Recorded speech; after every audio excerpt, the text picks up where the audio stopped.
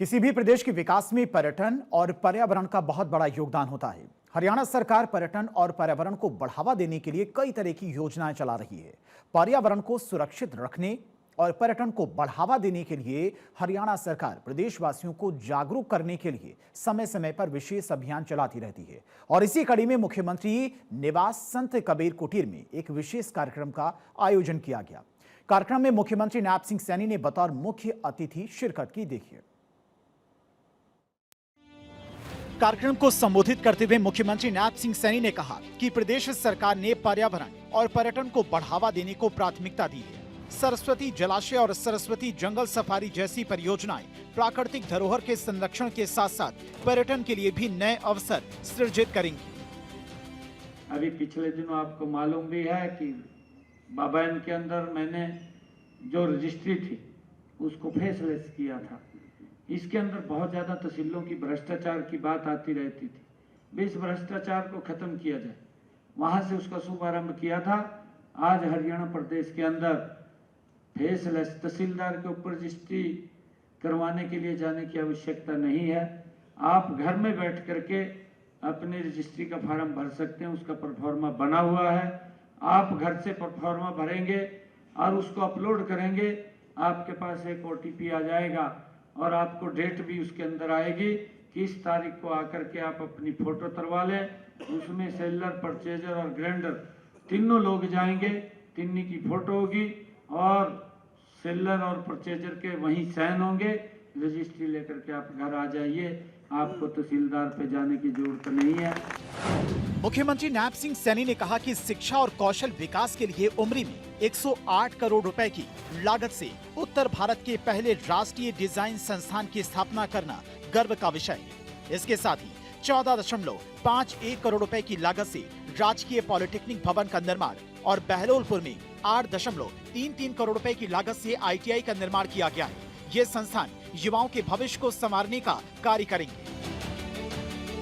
नायब सिंह सैनी ने कहा, लाडवा शहर के सौंदर्यीकरण के लिए करोड़ों रुपए का बजट स्वीकृत किया गया है और PWD द्वारा 46 किलोमीटर लंबी 23 सड़कों का नवीनीकरण किया गया है। लाडवा में 31 करोड़ रुपए की लागत से बनने वाला सब डिवीजन कार्यालय प्रशासनिक कार्यों में गति लाएगा। उन्होंने कहा, बिजली आपूर्ति को सुदृढ़ करने के लिए कानीपला में 5 करोड़ रुपए का बिजली सब स्टेशन, आम जन के लिए परिवहन सेवाएं शुरू की गयी।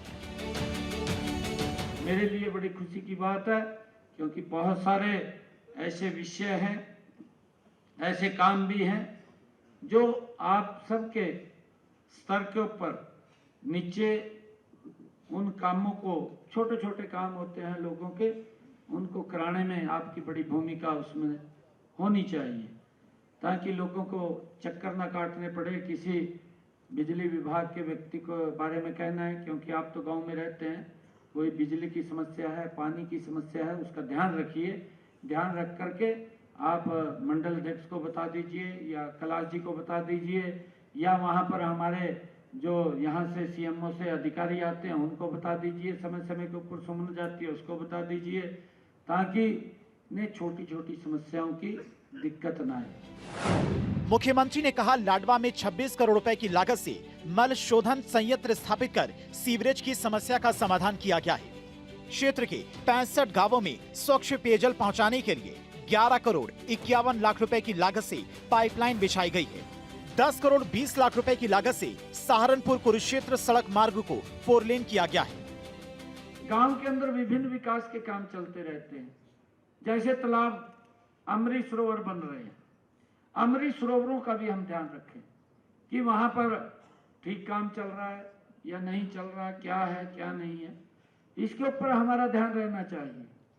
हमारी सड़क का, जिससे हम आते जाते हैं, वो सड़क ठीक है, खड्डे पड़ गए हैं, उसका भी ध्यान रखिए। हमने एक ऐप बनाई है कि आप फोटो लेंगे, अपलोड करेंगे उस ऐप के ऊपर।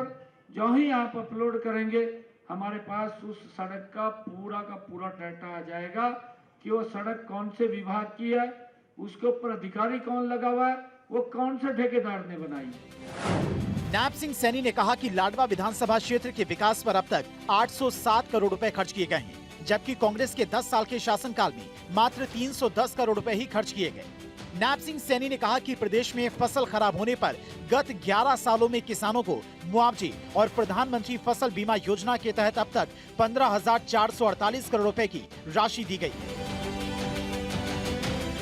मुख्यमंत्री ने कहा कि पिछले 11 वर्षों के दौरान लाडवा में बुनियादी ढांचा, सामाजिक समरसता, सिंचाई, स्वास्थ्य, पशुपालन, खेल, पर्यावरण संरक्षण और नगरीय सुविधाओं के क्षेत्र में जो उल्लेखनीय कार्य हुए हैं वे पहले कभी नहीं हुए। चंडीगढ़ से डॉक्टर थानेश्वर शर्मा की रिपोर्ट, भारत 24।